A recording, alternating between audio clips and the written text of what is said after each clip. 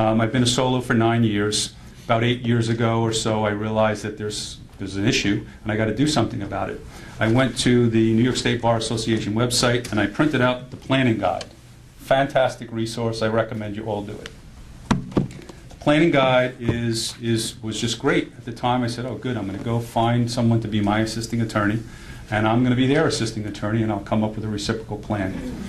Well, a couple of months went, he agreed to it. A couple of months went by, then a year went by, then 2 years went by, and then he joined a larger firm. So he didn't need a plan anymore.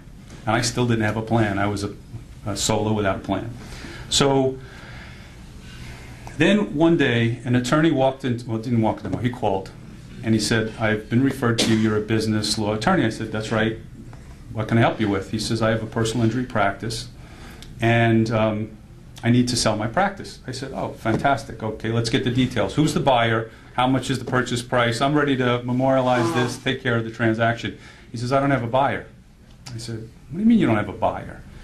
He says, well, the situation is I'm gravely ill, and I have to sell my practice. I have to make sure my clients are protected, and I'd like to, maintain the asset value somehow. I said, oh, I'm not a business broker. I'm a business law attorney. But I do have people that I know who practice personal injury. Let's see if you can maybe have some conversations with them and see if they may be interested. So there were some conversations that went on, and I said, when you find someone, I'll help you memorialize this.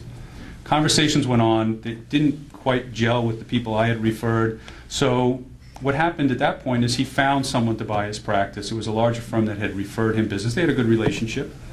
And he ended up selling his book of business, his client list to them. And I didn't represent him. It happened. And I came away from that experience very dissatisfied. I was disappointed I couldn't help this gentleman that came to me for help. So I had some renewed interest in coming up with a plan for myself. So I approached another attorney who did the same type of law that I do, and we agreed to be assisting attorneys.